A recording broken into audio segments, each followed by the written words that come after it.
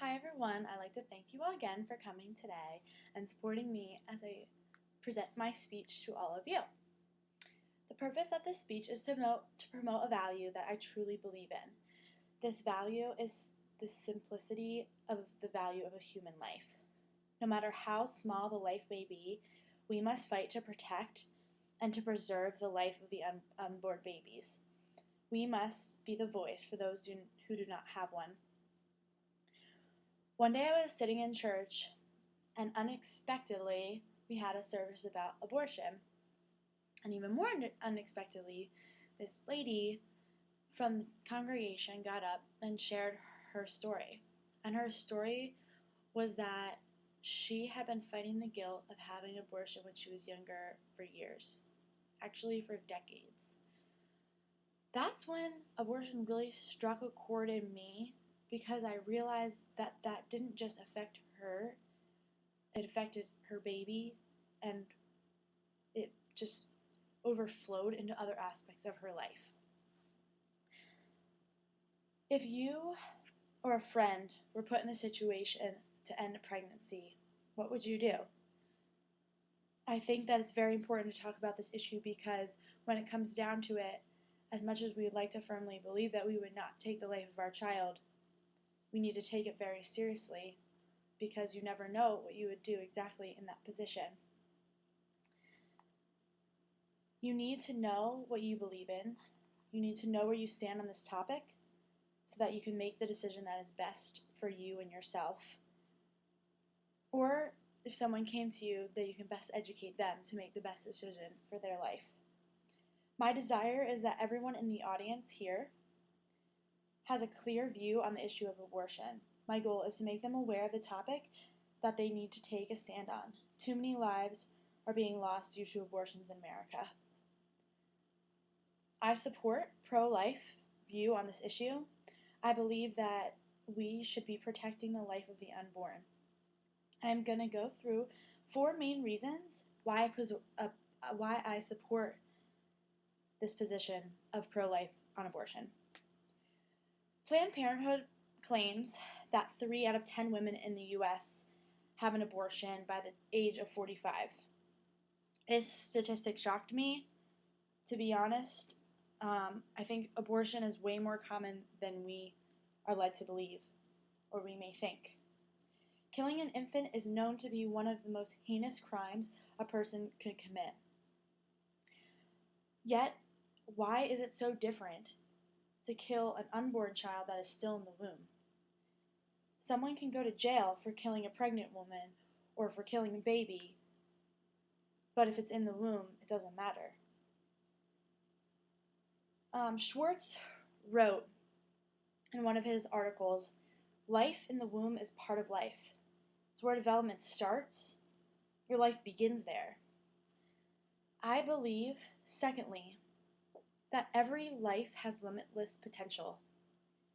I want all of you to truly think about a life of an individual and how amazing that life could end up being. Think about how many people can't have a child and would love to adopt a child. Think about how many children are killed from abortion that have the potential to be doctors, fathers, mothers, soldiers, politicians, the president. Just truly think about that. Truly think about the lives that abortion is taking away from innocent people. No one has the right to take another one's life. I think that most of us would agree on that. It's not our decision to make. There are other options. Pertman wrote a whole book on how adoption is revolutionizing and transforming our families. Adoption obviously is an answer instead of getting an abortion. Being brave enough to raise it on your own and sacrificing and having that inconvenience, as most would say, in your life.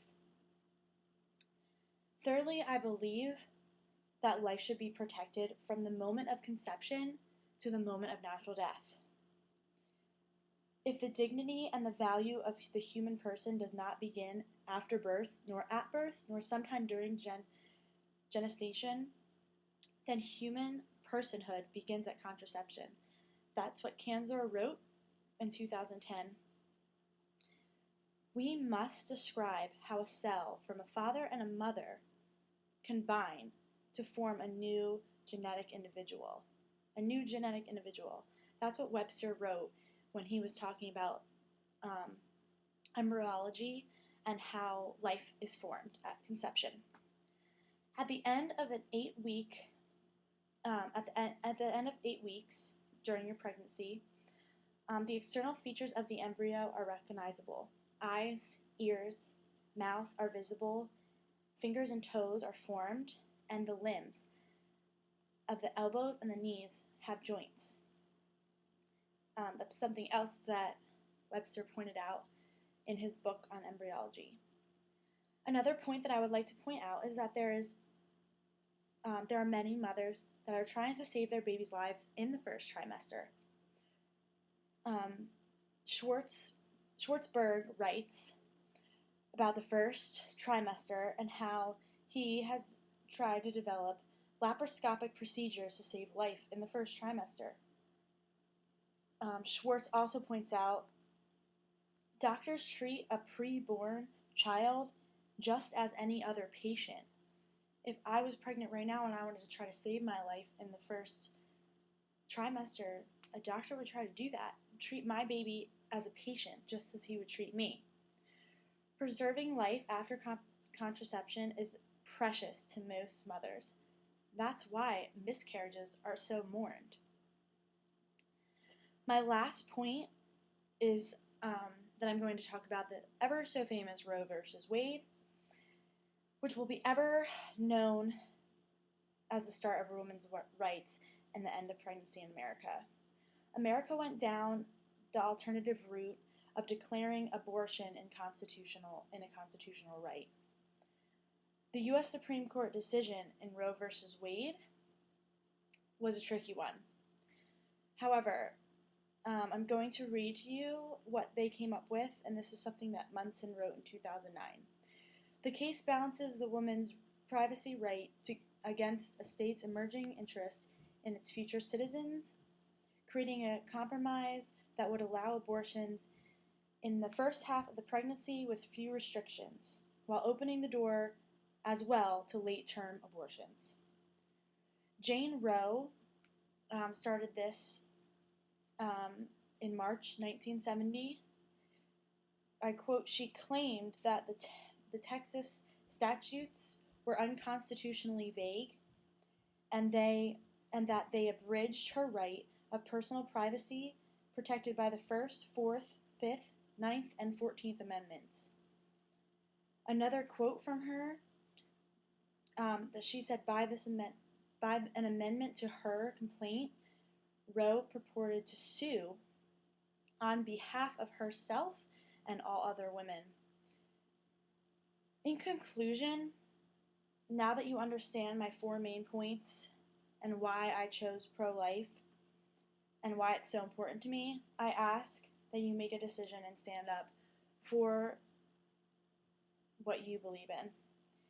Take to heart the 4 points that I gave to you.